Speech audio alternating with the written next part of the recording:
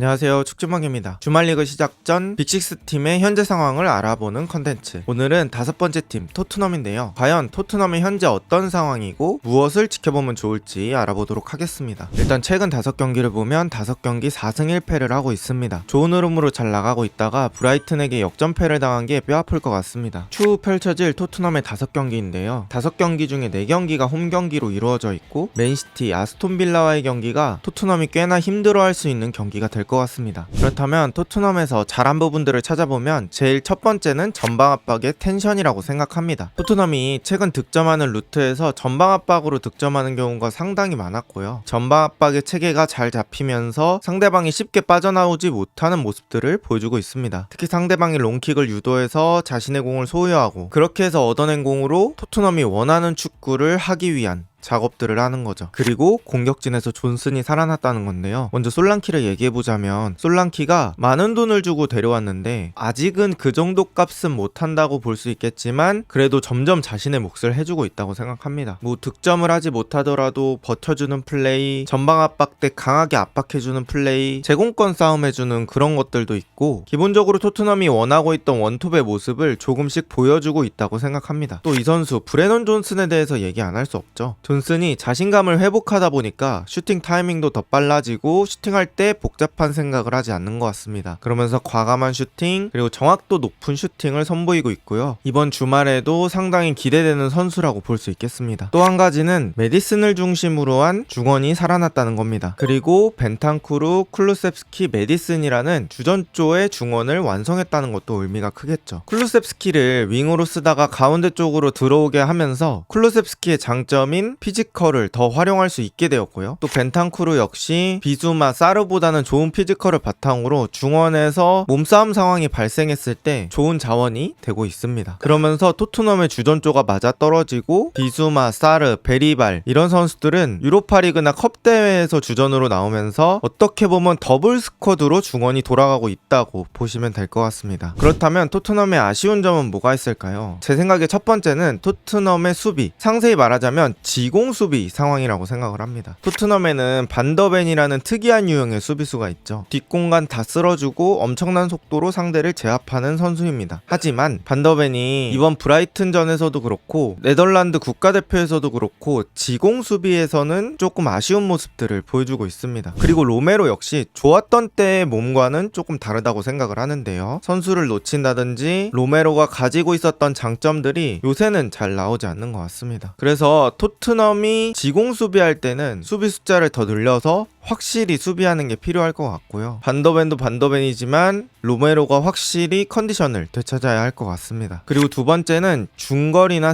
세트피스에서 조금 더 득점이 필요하다고 느꼈습니다. 이건 토트넘의 지난 시즌부터 계속해서 나오던 문제인데요. 지난 시즌보다는 세트피스 조금 더 준비한 모습도 보이고 중거리 슈팅의 비율도 살짝 늘어난 것 같긴 하거든요. 하지만 여기서 결과값이 나와야 뭔가 막힌 혈이 뚫려서 조금 더 다양한 방법으로 득점을 할 수 있을 것 같습니다. 또 토트넘 축구는 결국에는 지공을 지향하는 축구이기 때문에 이런 세트피스나 중거리 슛에서 득점이 터져줄수록 더 좋겠죠. 그 다음은 감독 평가입니다. 제가 생각했을 때 포스테코글루는 어느 정도 고집 있고 플랜 A를 계속 밀어붙이려는 모습들도 있지만 확실히 지난 시즌보다는 경기 내에서 조금 더 다양한 걸 시도하고 있다고 느껴지거든요. 그래서 그런 부분은 제 개인적으로는 너무 나쁘게만 보이지는 않습니다. 일단 토트넘의 어린 선수들이 되게 많잖아요. 그래서 포스테코글루가 이 어린 선수들을 즉시 주전감으로 사용할 수 있도록 잘 키워내는 게 중요할 것 같고요. 유로파리그 또 컵 대회들 거기에 리그까지 지난 시즌보다는 대회가 더 추가가 됐기 때문에 갈수록 로테이션 능력이 중요해질 것 같습니다. 그렇다면 토트넘의 베스트 선수 3명을 얘기해 볼 건데요. 첫 번째는 수비수 반더벤입니다. 뭐 반더벤이 아쉬웠던 모습들이 있긴 했지만 제가 생각했을 때는 경기에서 가장 제 몫을 하고 있는 선수 중에 하나라고 생각을 하거든요. 특히 지난 맨유전에서 비정상적인 돌진으로 그 경기를 아예 잡아오는데 큰 역할을 했던 선수죠. 또 이 포스테코글루의 닭공 축구에서 없어서는 안 되는 핵심적인 존재라고 생각합니다. 두 번째는 도미닉 솔랑키입니다. 7라운드까지 좋은 공격 포인트 생산을 해주기도 했고 중간에 부상이 있긴 했지만 그래도 그래도 돌아와서는 저는 1인분 이상은 계속 해주고 있다고 생각을 합니다. 그리고 세트피스에서의 크로스 상황이라든지 토트넘이 압박당할 때 한 번에 롱킥을 때려서 솔랑키를 이용하는 그런 상황에서는 큰 역할을 많이 해줄 수 있는 선수라고 생각합니다. 마지막은 쿨루셉스키라고 생각을 하는데요. 포로도 있었고 비카리오도 있었고 좋은 선수들 많았지만 저는 이 쿨루셉스키를 개인적으로 베스트 선수라고 생각합니다. 일단 쿨루셉스키를 지난 시즌 말이라든지 이번 프리시즌에서 계속 가운데로 쓰려는 실험이 있었어요. 그리고 지금 실제로도 쿨루셉스키가 가운데서 뛰고 있죠. 가운데서 뛰면서 속도라는 약점이 보완이 되었고 피지컬이라는 장점이 살아나기 시작했습니다. 또 쿨루셉스키가 의외로 다이렉트 패스가 좋아요. 그래서 등진 상황이나 자기가 불리한 포지션에서도 뒷발로 패스 돌려주고 이런 모습들이 좋아서 저는 쿨루셉스키가 토트넘의 베스트 3 안에 든다고 생각합니다. 포스테코글루 체제 아래서 2년 차를 맞고 있는 토트넘. 과연 토트넘은 브라이튼전의 패배를 잊고 다시 반등할 수 있을까요? 오늘 영상은 여기까지입니다. 비슷한 영상이 궁금하시다면 구독 부탁드립니다. 좋은 하루 되세요.